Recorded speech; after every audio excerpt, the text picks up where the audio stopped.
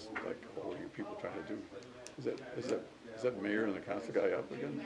Is that one mayor up? Is the mayor up?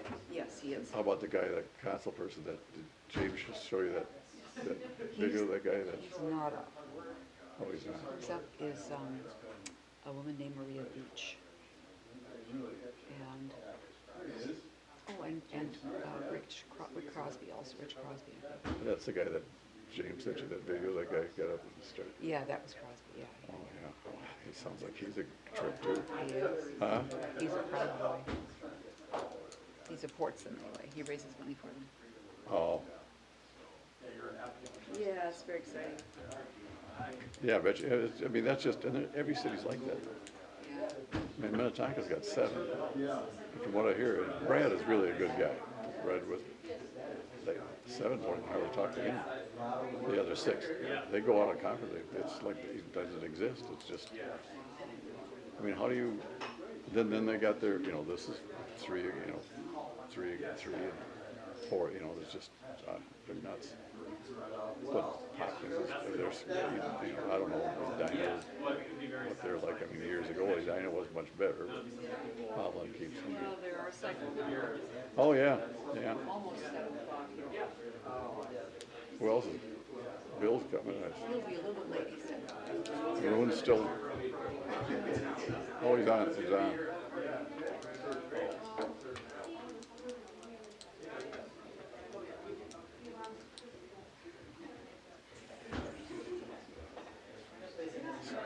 Standing room only. Beg pardon? Standing room only. Yeah.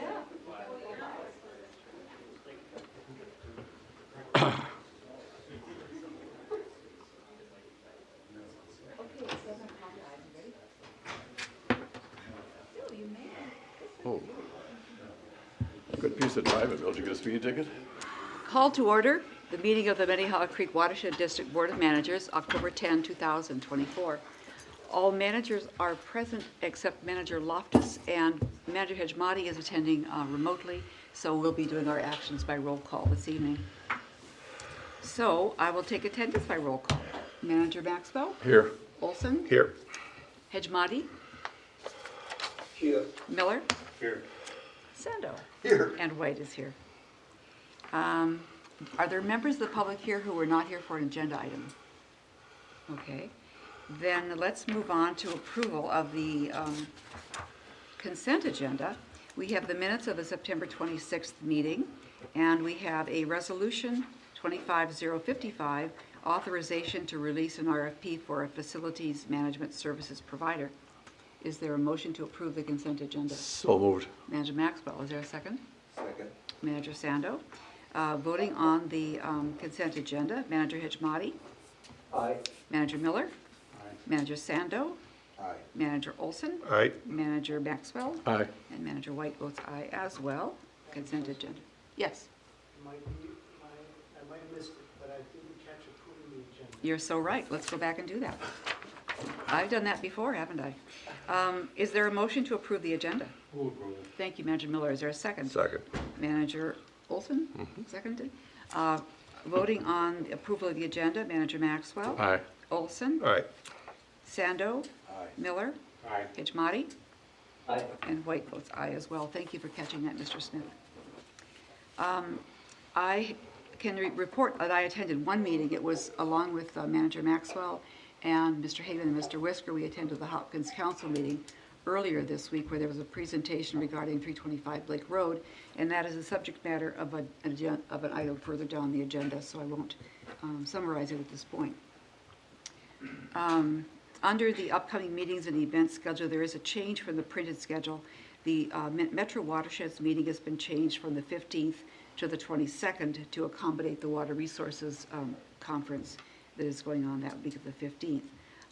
Otherwise, you can see our normal meetings, and then CAC meets on November 13th with Manager Sando as the liaison. Yes.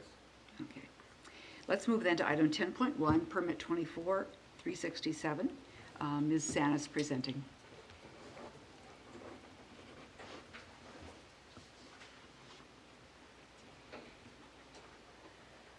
Hi, Jess. No.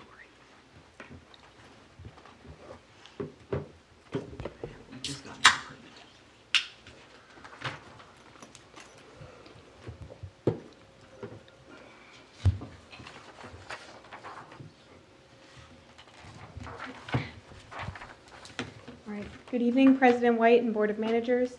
Tonight, I will be briefing you on permit 24-367 for development referred to as Lake Minnetonka Flats in Mound. Monarch Development Partners proposed to build 3 condo buildings along Lost Lake, a preserved wetland connected to Lake Minnetonka. The applicant requests an exception to Section 5 of the Wetland Protection Rule, which requires a 75-foot buffer adjacent to preserved wetlands. To offset the loss of buffer width, the applicant proposes to capture and treat an acre of off-site runoff and implement wetland buffer enhancements. Staff and the district engineer have reviewed the permit and associated exception request and find that the proposed project will achieve water quality and habitat outcomes at least equivalent to the 75-foot buffer, and therefore recommend approval of the requested exception and permit application with conditions. I'll start off the presentation with the project background, followed by a walkthrough of the district rule analysis and the associated exception request and analysis, leaving time for questions or discussion at the end. The applicant is proposing the development off of Lost Lake and Mound. The site is located in the Lake Minnetonka subwatershed, as shown here in yellow. Zooming in a bit further, you can see that the project site, located at 2400 and 2420 Commerce Boulevard, and highlighted here in red, is situated with Lost Lake to the east, Cooks Bay of Lake Minnetonka to the south, and Commerce Boulevard and Langdon Lake to the west. The City of Mound has guided this area in their comprehensive plan for mixed use, specifically medium-density residential use in this area. This proposal for multifamily units is aligned with the City of Mound's comprehensive plan of their vision and zoning for the area. Here you can see the location of the 3 condo buildings in relation to the site, with the Lost Lake wetland here in green. And you can see the proposed dock extending out to the slips in the northeast corner. As a brief overview of the project as it's evolved over time, in February of 2024, the district held an initial coordination meeting between the applicant, district staff, and board president, City of Mound mayor and staff, a state representative, and other regulatory partners, in order to discuss the scope of the project and how we can work through constraints towards a project that will be permittable. After the meeting, the applicant brought a revised submittal to Mound City Council. This revised design replaced a proposal for dredging for a docking alternative. The revised design also changed the development program from townhomes to condos in order to tuck the previously external driveway, as shown on the left, under the building as shown on the right, to allow for a larger wetland buffer in width and area. Later in the summer, as you may remember, the district and Monarch brought the proposal before the Board of Managers to introduce the project as well as gather initial feedback. We discussed site constraints, the project design evolution, and the proposed expansion of stormwater treatment and enhanced wetland buffer. After the project introduction to the board, the applicant has worked with district staff to finalize the proposal and associated exception request. I'll now pivot to give an overview of the rule analysis for this project. Because the project disturbs more than 5,000 square feet of land and will be moving more than 50 cubic yards of soil, the erosion control rule is triggered. The applicant's erosion control plan proposes perimeter control around the entire site, with 2 rows of erosion control between the site and the wetland. The applicant shows the inlet protection location at the 2 catch basins, as shown here, and the construction entrance location shown here in orange to minimize off-site tracking. Staff have reviewed the applicant's erosion control plan and has found it to be compliant with all rule requirements.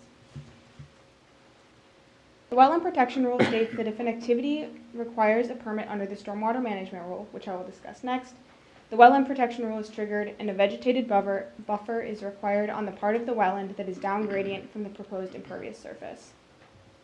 The Lost Lake wetland is classified as a preserved wetland and therefore requires a buffer with an average width of 75 feet. This required buffer is shown on the right here in red. The Wetland Protection Rule also requires that the buffer width at any specific location may be no less than half of the base width of 75 feet, which in this case would be 37.5 feet.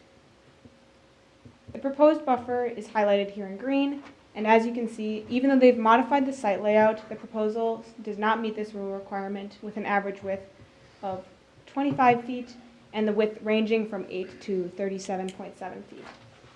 We discussed the fact that there would be a wetland buffer shortfall in the previous board meeting on June 27th. The shortfall in buffer width has also prompted the applicant's exception request. As you can also see from the figure, the 75-foot buffer overlaps much of the buildable area, and application of the full 75-foot buffer essentially renders the property unbuildable. Due to the project's site size, disturbance area, and increase in impervious surface, the proposed development triggers the stormwater management rule and is required to treat the site's impervious surface for volume and rate control. As a part of the exception request, the applicant also proposes to treat approximately 1 acre of currently untreated runoff from Commerce Boulevard. In the existing condition, runoff from both Commerce Boulevard and the on-site area runs untreated into Lost Lake. The runoff from Commerce Boulevard is routed to a catch basin, shown here by a star, which then flows untreated into the lake. In the proposed condition, the site and Commerce Boulevard's runoff is routed to an underground system. The water is routed to the system through downspout connections around the building, shown here, and through grading, and 2 catch basins, one proposed catch basin here, and one existing catch basin here. It captures the runoff from the road. This water is then routed to an underground system located here that ultimately leaves the system through a culvert and into Lost Lake. Within the underground system, the runoff will first go through a rate control chamber system. Then the runoff is routed through a jellyfish cartridge filtration system, which filters out trash, sediment, nutrients, and other pollutants before the runoff is ultimately routed to the lake. The project has also been reviewed by the district engineer for volume, phosphorus, and rate control, all of which have been found to be met, as well as impact to downstream water bodies and freeboard requirements, which have been met as well. Now that we've gone over the district rule analysis that are triggered for the project, I'll discuss the applicant's exception request and district analysis of said request. The applicant proposes to enhance the buffer in 3 ways. The first is to extend the wetland buffer into northern areas of the site where the buffer is not required. The second is to implement soil amendments to the wetland buffer area. And the third is to provide an enhanced wetland buffer planting plan by planting native trees and shrubs in the wetland area rather than relying solely on a standard seed mix. The wetland buffer is only required on the area down gradient of the proposed impervious surface, shown here in orange. However, the applicant proposes to extend the buffer north, as shown here, to buffer the wetland from the existing impervious surface of the single-family homes that are located to the west of that area. The applicant also proposes the incorporation of soil amendments, which means the soil will be decompacted and then a layer of topsoil will be placed on top of the decompacted soil. The wetland protection rule also requires a planting plan for the wetland buffer but is not prescriptive, meaning a minimal planting plan usually consists of a native seed mix. The applicant proposes to use a native seed mix base and incorporate over 200 larger planting plugs of a mix of native tree, shrub, and forb species. The permit is also contingent on a site walk with the applicant, district staff, and the contractor to finalize the planting and maintenance plan. One key function of wetland buffers is the habitat that they provide. While a 75-foot buffer provides a larger area for wildlife habitat, relying solely on a forb seed mix leads to limited habitat complexity and little structural diversity without trees and shrubs. The proposed 25-foot buffer offers less habitat area, but the inclusion of trees and shrubs provides greater vertical structure and more varied habitat. Therefore, species that rely on vertical structure are able to create habitat in an area that they wouldn't be able to if it was only dominated by forbs. Additionally, the incorporation of soil amendments improves soil structure through the addition of organic matter and the decompaction of soil, which can aid in successful plant growth. The use of larger, more mature plant plugs rather than only the native seed mix can also lead to faster establishment of cover.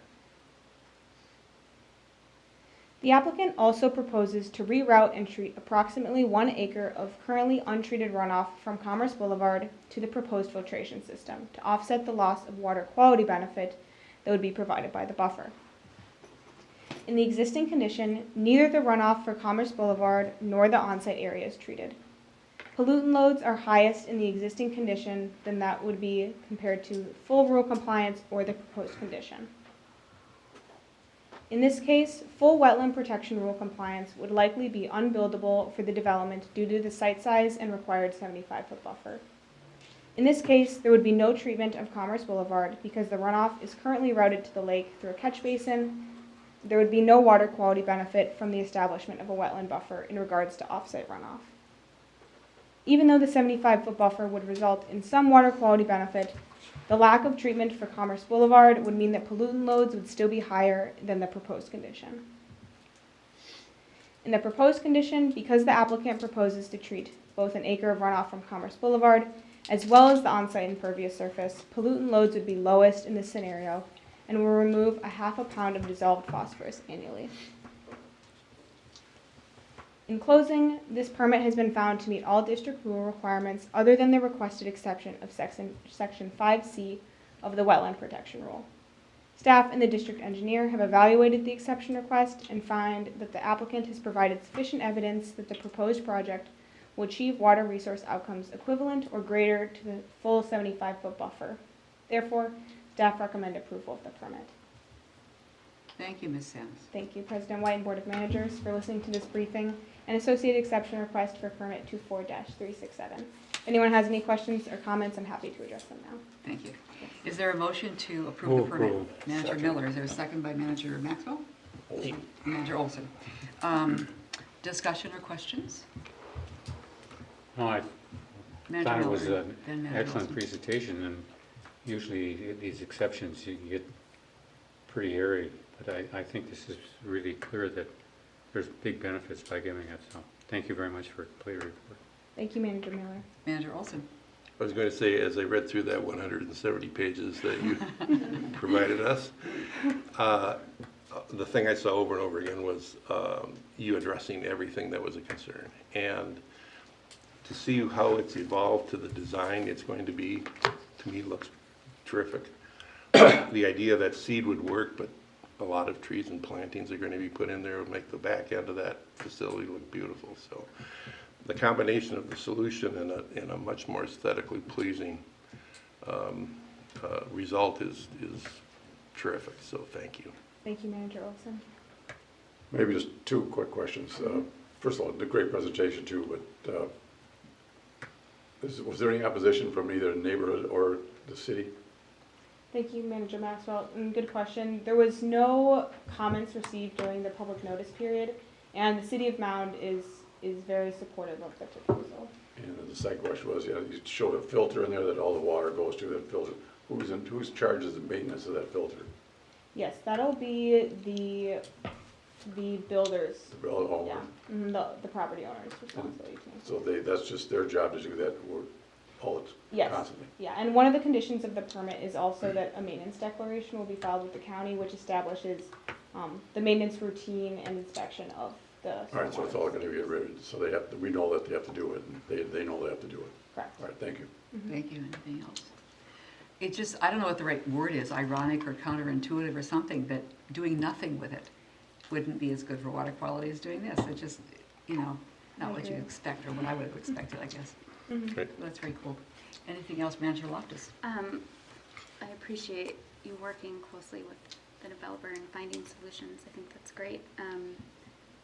Generally speaking, I think, setbacks and buffer amounts, minimums allow us to create sort of a permanent solution where sometimes the engineered solutions are a little more sensitive as far as like needing maintenance or follow-up and enforcement, which takes more work and energy than a permanent structure. Being a distance away is a little more hands-off afterwards, but I appreciate all the analysis that went into it. There was a range, though, of 8 feet to 37 feet, and I couldn't quite tell where the pinch point was. It looked pretty uniform. The 20, were you just highlighting the 25-foot average on that? Yes. Thank you, Manager Loftus. I can pull that up here as well.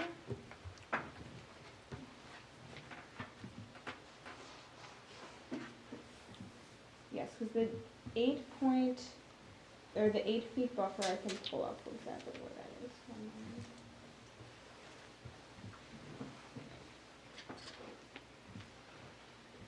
So the 8 feet, it's a little difficult to see here, but the 8 feet is in this area on the south end, where, because of the way that this site is constrained with the setbacks from the sidewalk here, the way that this points out into the buffer is the pinch point right here.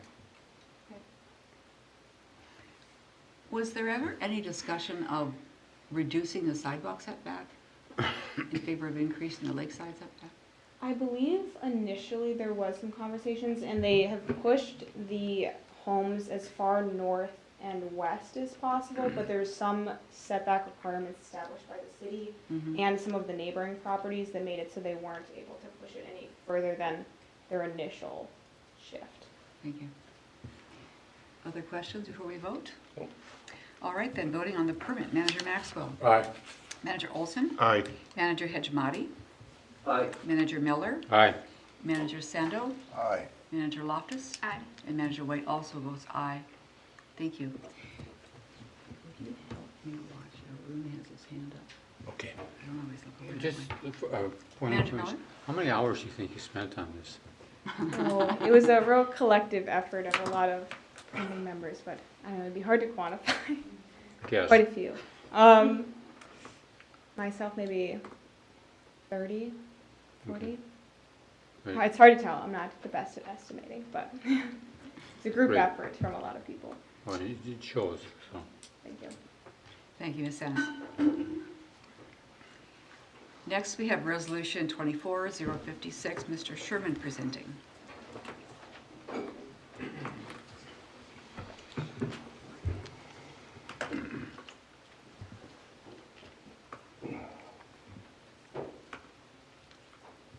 Good evening, President White, Board of Managers. I'm here this evening with resolution to authorize the design contract for the Greenway to Cedar Trail Connection project.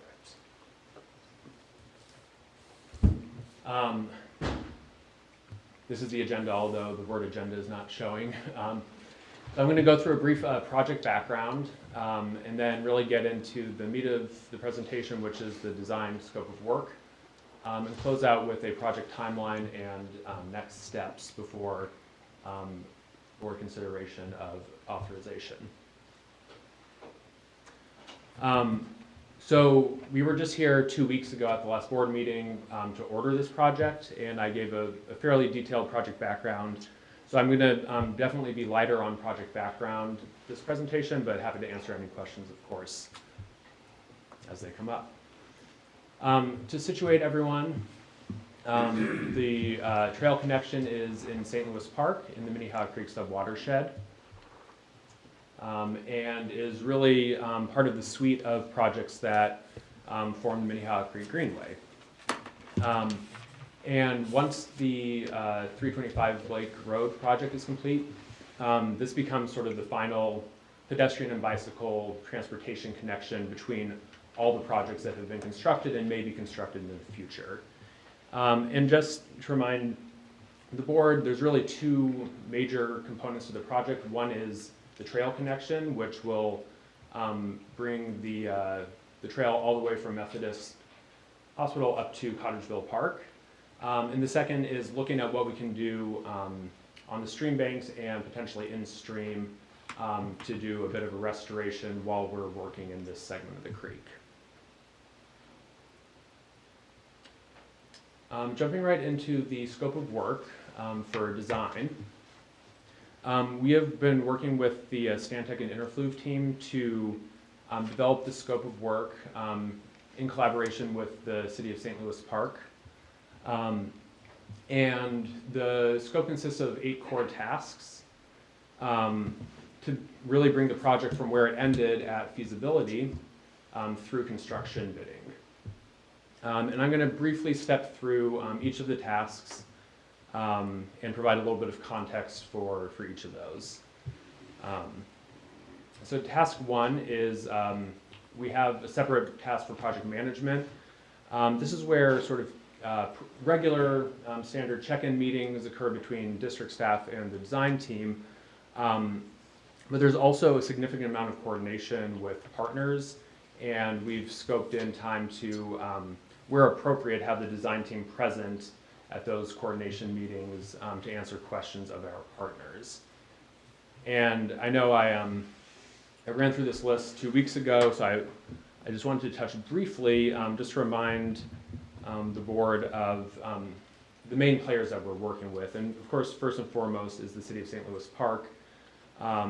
This is a project that they've identified in their various plans, and they do intend to bring it into their active CIP at the end of this year or early next year. Hennepin County is both a landowner through HICRA, the Regional Rail Authority, where the trail will be running, as well as a grantor towards this project to the tune of $200,000 through a Community Works Program grant. Met Council has been involved, obviously, as the planner and constructor of Southwest Light Rail Extension. We've worked with them for many years to ensure that this trail could eventually be brought under their bridges. And most recently, we've been working on access agreements to allow our trail to both cross their property and then tie into the trail. Three Rivers, once construction of the light rail extension is complete, Three Rivers will likely own and operate the Cedar Lake Regional Trail, which is of course where our trail connection ties into. And so while we've been coordinating most closely with Met Council during construction, we've also been ensuring that the physical design of our trail connection is appropriate for that intersection with the regional trail. And finally, on the private side, the main private sector partner is Professional Instruments Company. A small portion of our trail will have to run over land that is currently owned by PIC.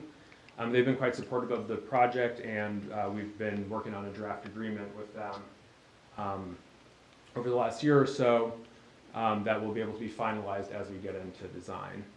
And then there's several private residences that we may or may not find it beneficial to work with on some additional stream bank restoration up in their private yards, their backyards. Second, yes. Just take a moment. If you want to keep going, I'm not sure the slide sharing, so Arun may not be able to see. Oh, Sorry thank to you. ruin your No, phone. no. I think it got accidentally turned off, so a little awkward, but. No, I appreciate it.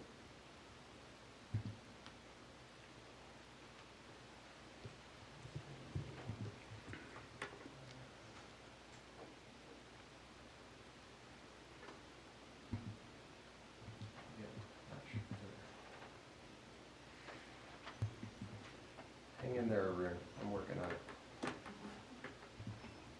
No worries.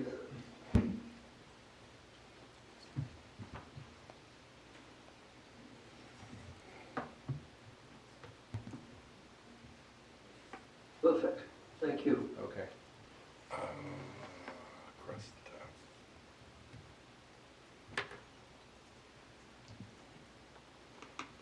That's how it That looks. looks good. Interesting.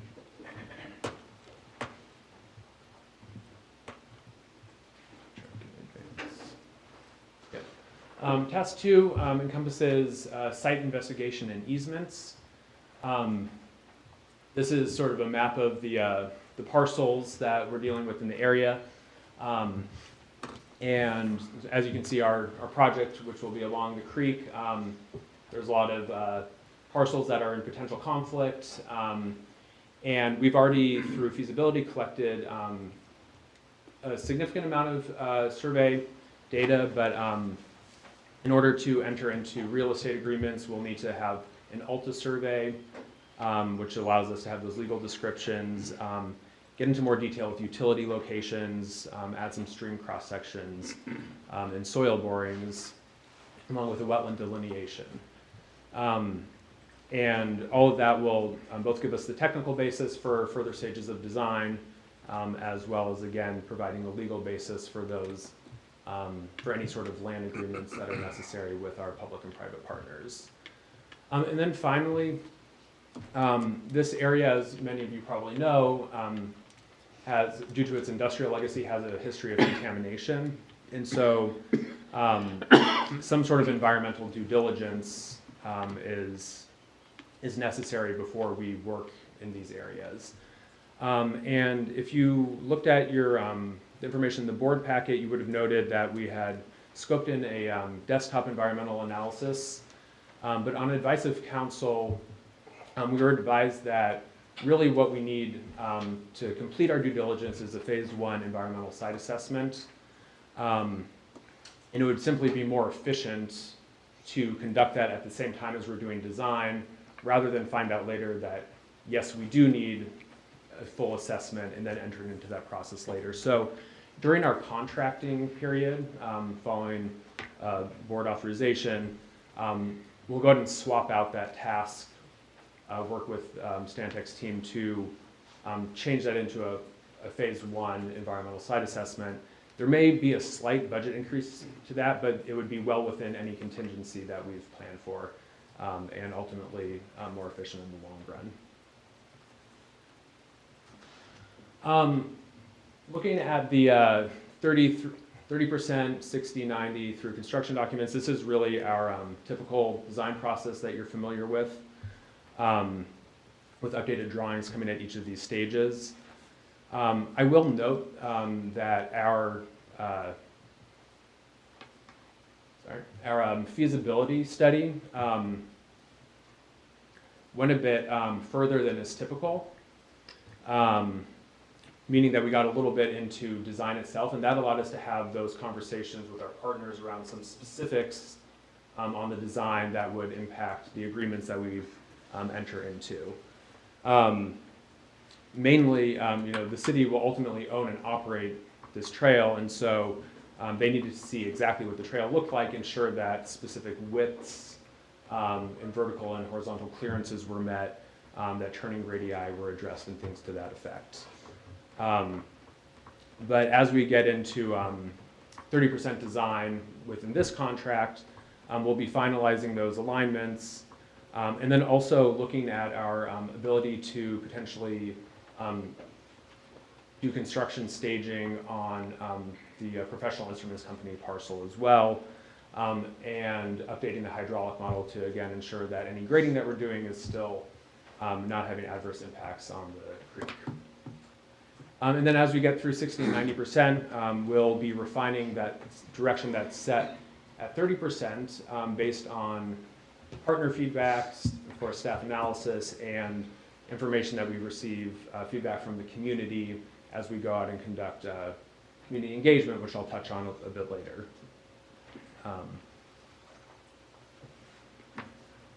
Sorry for jumping back and forth. So just, we talked about this again in some depth, but this project is highly constrained, and so what we're really trying to do here is maximize the opportunities we have for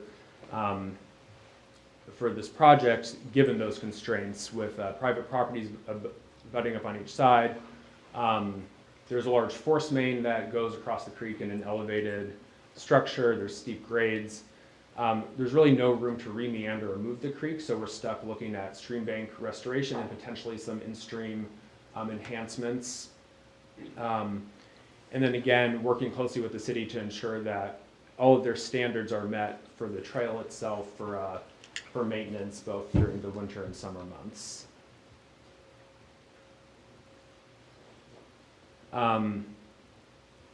Floodplain is also a concern, or something that we're tracking with this project. And so we'll be, as part of feasibility, a detailed HEC-RAS model was started to be developed. We'll be building that out during the course of this design process, and at each stage adding detail to that model to make sure that, again, we are meeting all of our floodplain requirements.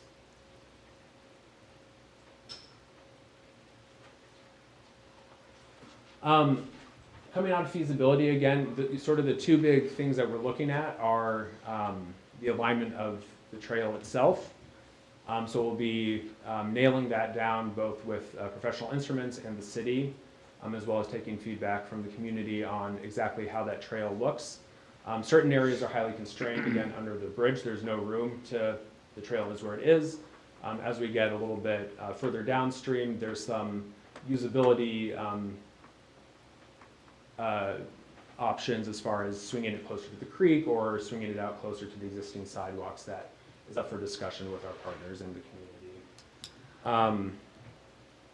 Again, looking at any additional opportunities for stream bank restoration, that's both on property that's owned by St. Louis Park, as well as talking to those private residences to see if they have any interest in working with us to achieve that additional benefit. And then at each stage of design, we'll have an updated opinion of probable costs that we'll be able to discuss with the board, so we know how those costs are, how those are shaken out over the course of design, and if any changes are made that start to impact that.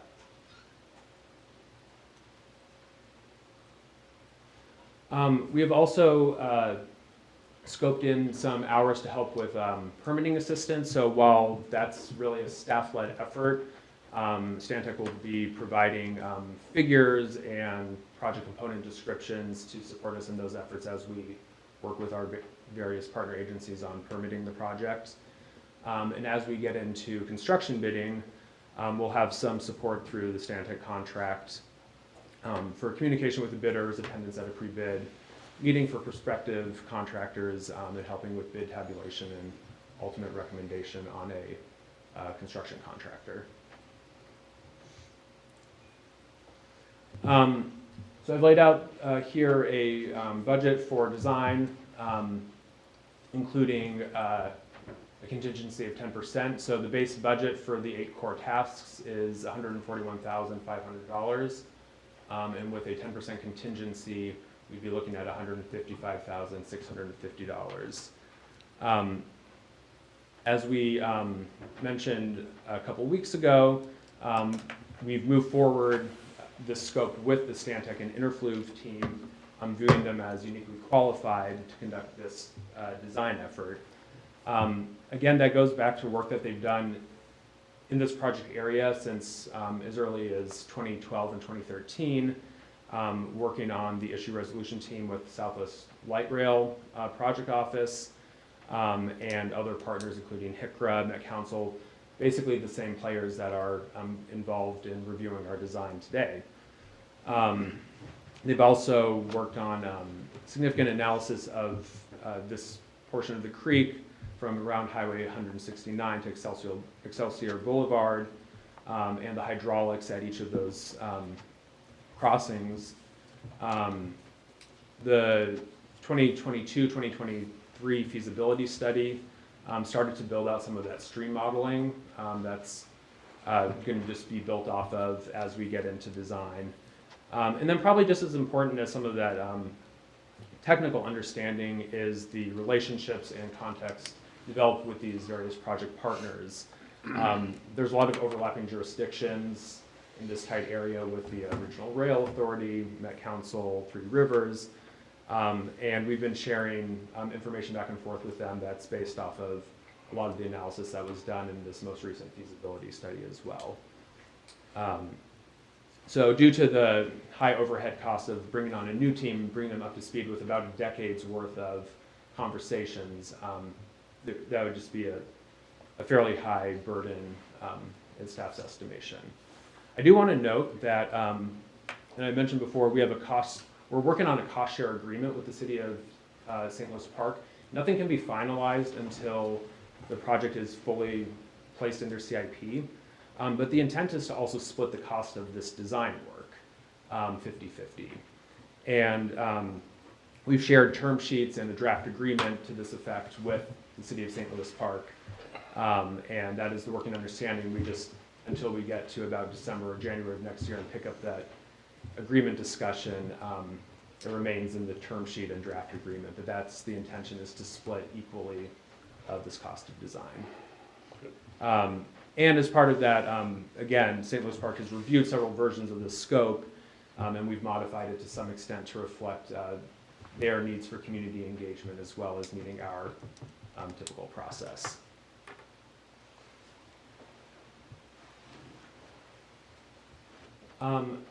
Touching quickly on next steps. So once we are through with the contracting process, we will be able to move into design and community engagement. In those early results from design will allow us to, again, pick up the project agreements that we started to draft with our various partners. And optimistically, we could look at construction as early as very late next year, probably more realistically looking at early 2026 to get into construction.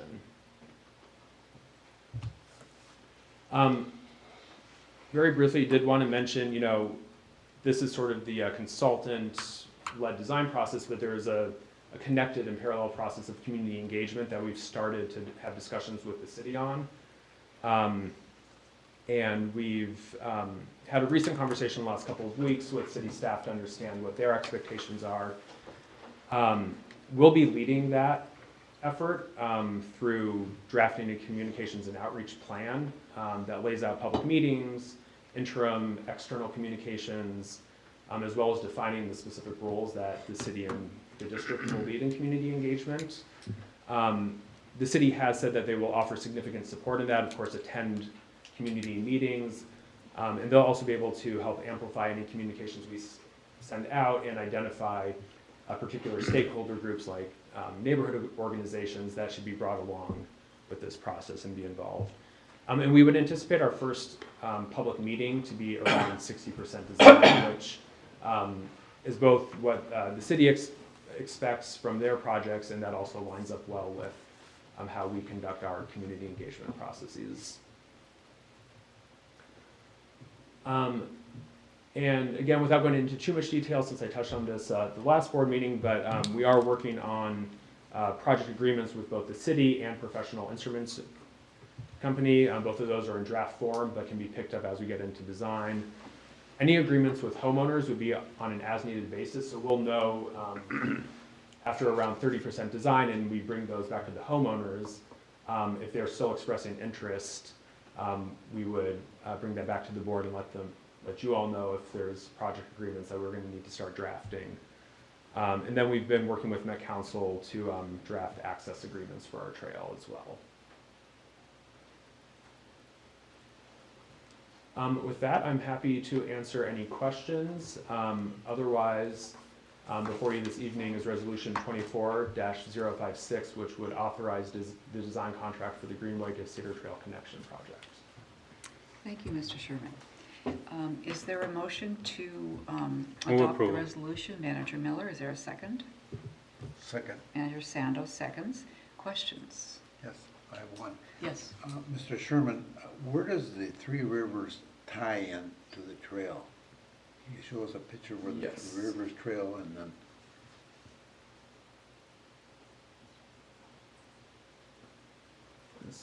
This is probably the easiest to see it on. We're not right here. So right here, as you see this bend in the pink dotted line, this is not showing the width. This is just the alignment of the trail. But the trail, the tie-in would be right here, and this is the Cedar Trail right here. So it's about 3 parcels down once you get under the bridge, if that helps. that's a separate trail? The Cedar Regional Trail? Yeah. Yes. Yep, that's the big regional trail that's used for both just recreationally as well as I think some people do commute via bike on that, Yes. into downtown Minneapolis. Thank you. Manager Hajmati? Thank you. I hope it isn't too noisy in the back. There's people around here. I wondered, is there any concern about flooding? It's a very narrow area, sharp turns, and I wondered, I'm sure that your design looked at flooding. And I also wondered what was the history of flooding, like the 2014 flood, what it was like in this area. I may turn to someone else to answer questions around the 2014 flooding. But yes, the hydraulic modeling that we're doing as part of this project would be looking, that would be the intent of that partially, is to ensure that we're not, as we do our cut and fill, that we're not causing any flood risk. But that is some of the initial, analysis that was done in previous years, even leading up to the most recent feasibility study, was looking at, ensuring that as a trail and abutments were put in, that we weren't causing risks upstream. So that concern has been, brought forward over many years of discussions around the project. And I don't know if someone else have any thoughts on 2014. Manager, head coordinators, as you can kind of see too, flooding in this area, there you can see the lines are all reflecting of elevation and topography. So in this area, the channel is actually kind of contained in a pretty steep slopes, which is why the neighbors on the north side have retaining walls.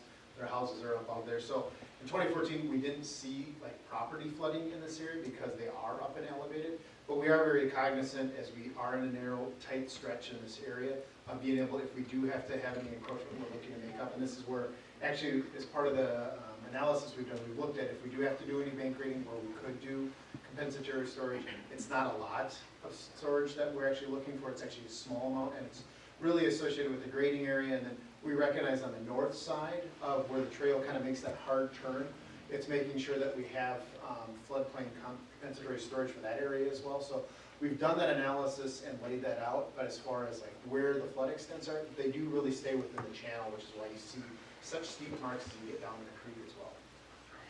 Thank you, Mr. Meehan. Did you have anything further, Manager Hajmati? No, that's it, thank you. Okay, thank you.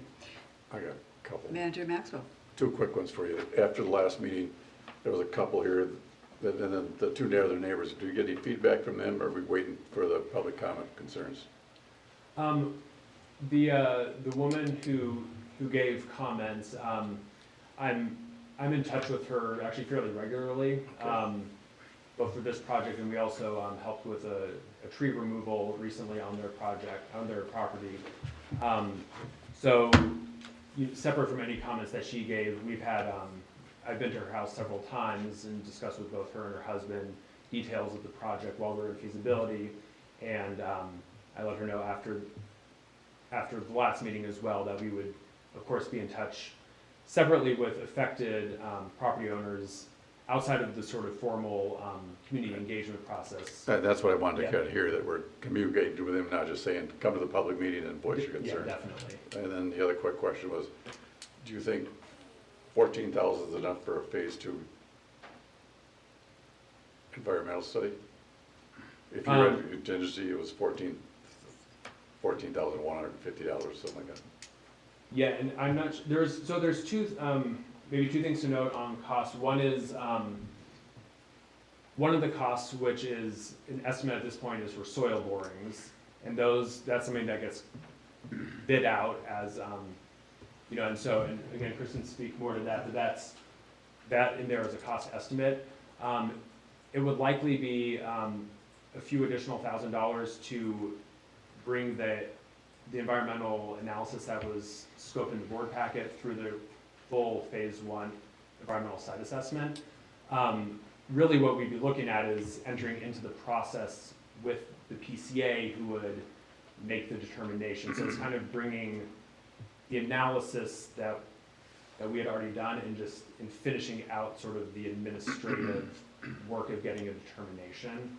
And so again, I think to change that, it's around, we work with Stantec, would be around $3,000 additional dollars to bring that through the phase 1 process. All right, thank you. Mr. Smith? Just to clarify, Manager Maxwell's question was about phase 2, and I don't think you know that. Oh, phase 1, I'm sorry. Sorry, Phase 1. Yes, thank you. Did I say, Yes. maybe I said phase 2, did You did, but I interpreted it as a phase 1 and answered as if it were. that's what it is, yeah. And I probably said a mistake. They're on the same page. Yeah. As I understand it, Same St. Louis phase. Park isn't ready yet to sign an agreement to pay for half of the cost until they go through more process sometime next year. Correct, so St. Louis Park is not, we were told they're not allowed to enter into any formal agreement until a project is in the active year of its CIP.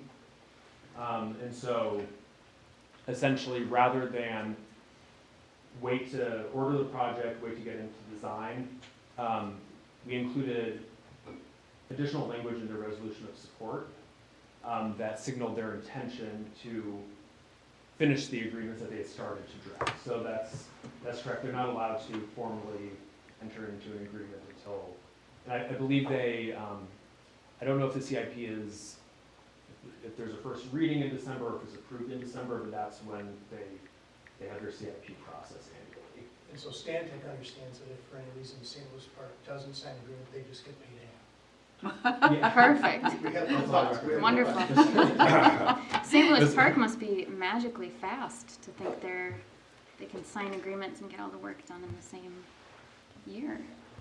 Well, I guess once they have the project in the CIP, they can start to negotiate it with us again. Okay. Is what we've been told. But yeah, and the agreements will, in all seriousness, there'll be provisions about, you know, when reimbursements occur and things like that, understanding that if we're undertaking our design work prior to, some of it's occurring prior to an agreement with them, we offered a reimbursement arrangement that would be, again, fleshed out in that agreement. Manager Olson and then Manager Miller. You know, the only question I had was that $200,000 grant, is that earmarked for a specific expense? It is, so that's, those grant dollars are really meant for sort of alternative transportation methods, meaning essentially bicycle and pedestrian connections to light rail. And so those funds have to be used for trail construction. They can't be used for any of the ecological improvements that we're doing. Okay, thank you. Thank you. Manager Miller. I thought it was closer to the project site, but that wetland and it looks like it's open water north and east of our project. Have we looked at any opportunity there to improve that site?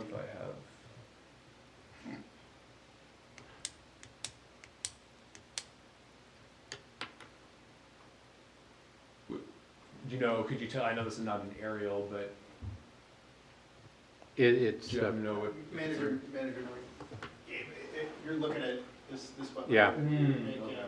So yeah, we've looked at a couple different opportunities in there, and when we've done stormwater analysis up in this corner, what we've come to is the best opportunity is looking at stormwater along the Louisiana Trail stormwater area, kind of to the south, just how drainage flows. And maybe Mike's gonna jump up and say more, but we have kind of looked at that every now and then. But that other site that you pointed out is pretty well taken over by Metro Transit. Well, there's some open space that we could be able to grab and then look at underground as components. Oh, okay. Yeah, and Manager Miller, managers, just to note too, I'm sure our permitting department has already seen it. The City of St. Louis Park is actively working on a project that's called the South Oaks Pond. And it drains, it actually has an active pump system right now that they draw it down to Minnehaha Creek. They're looking to do a new pump system that's predictive pumping, so similar to what you've seen with Morningside or others, and I believe it came through the permitting program. Earlier this year, Becky, Kate Moran, and myself met with the City of St. Louis Park around the Land and Water Partnership and that project. They've opted to forego that and actually move the project forward.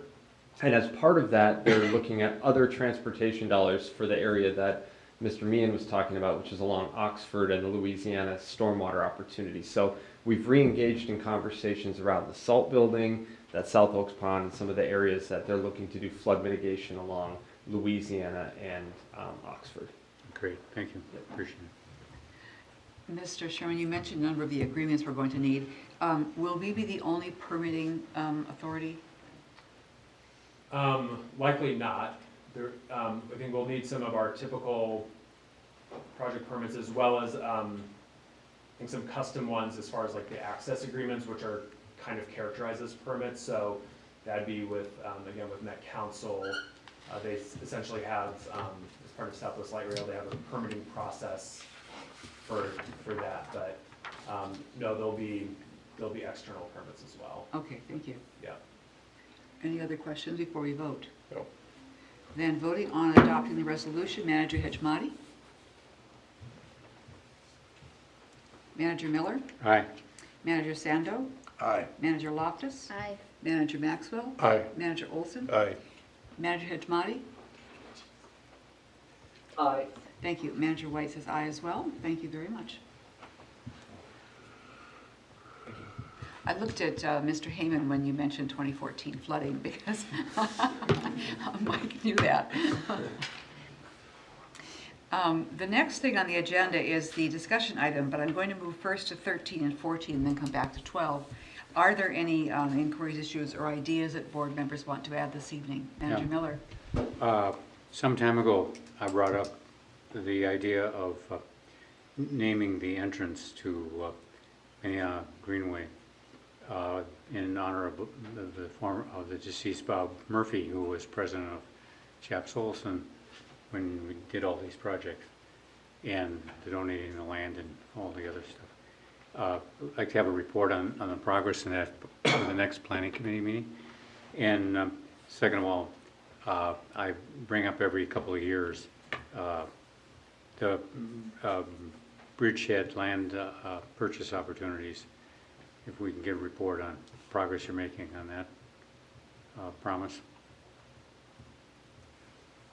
Thank you, That's Mr. it. Miller. Then, Mr. Whisker, can we get your report?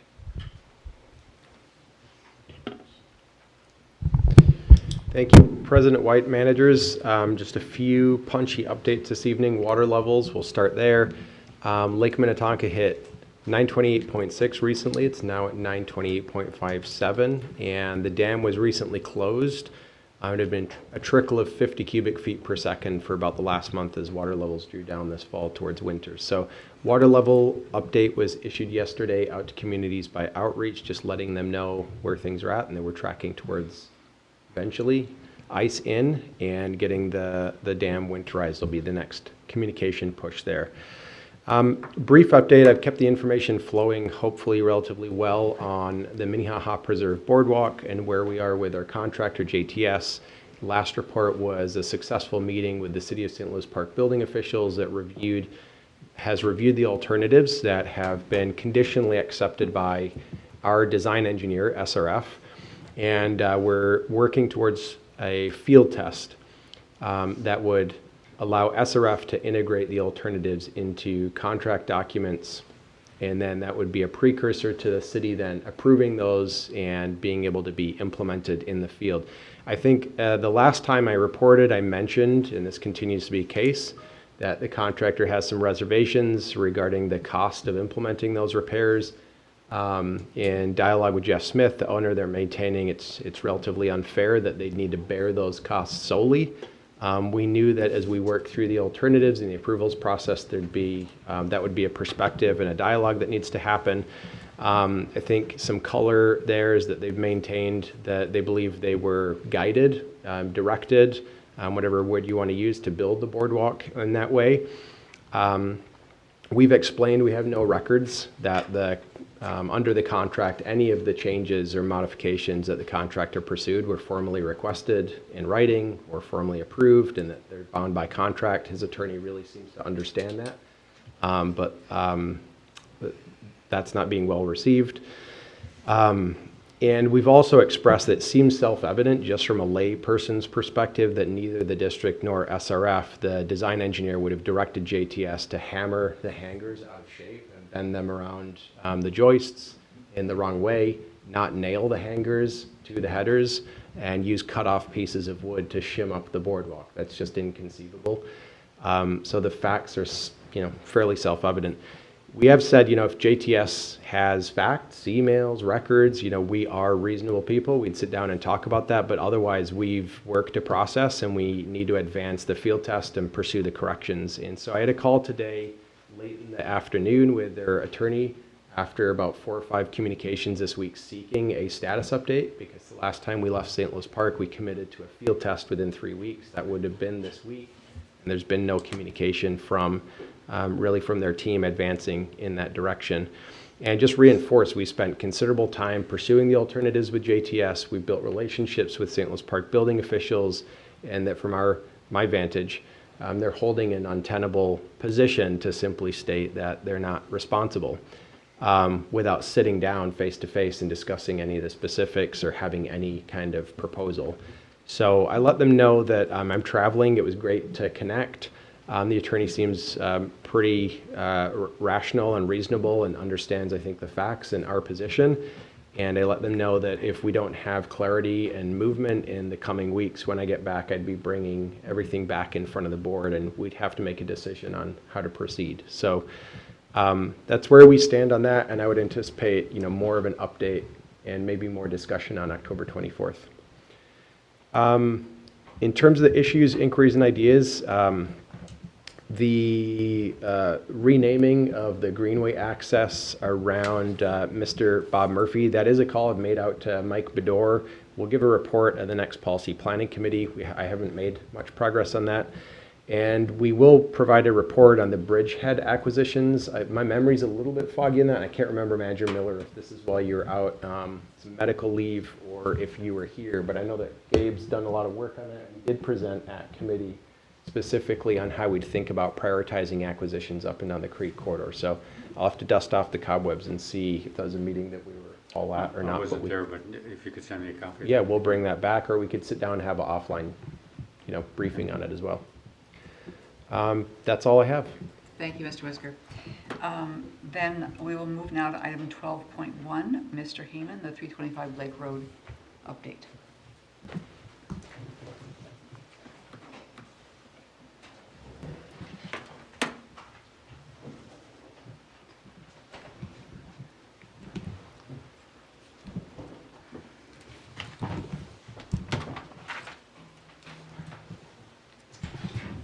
Good evening, Madam Chair, managers. We are before you this evening to continue a conversation regarding 325 Lake Road restoration and redevelopment, specifically around potential strategy in terms of as it relates to the purchase and sale agreement. So we'll advise the board to go into closed session if it so chooses. And if so, Louis Smith can do that. Thank you. Mr. Smith, would you state the reason? Madam President, we recommend that the board adopt a motion to go into closed session for the purpose of discussing the terms of the potential sale of 325 Lake Road in Hopkins. Thank you. Is there a motion to that effect? So moved. Manager Miller moves. Is there a second? Second. I'll take a second for Manager Maxwell. Voting on going into closed session, Manager Maxwell. Aye. Manager Olson. Aye. Manager Loftus. Aye. Manager Sando. Aye. Manager Miller. Aye. Manager Hitchmati.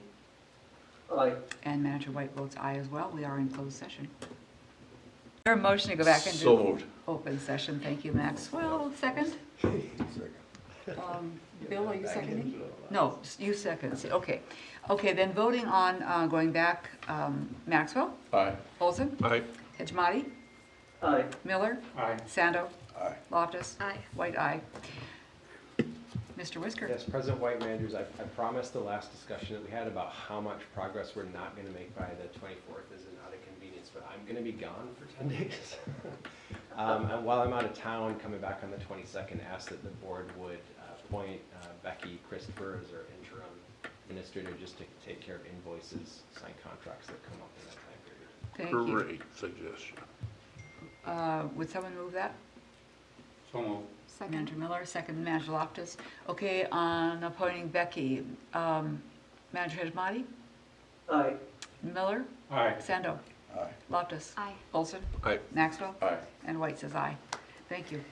I wasn't thinking of that. All right, the meeting is adjourned.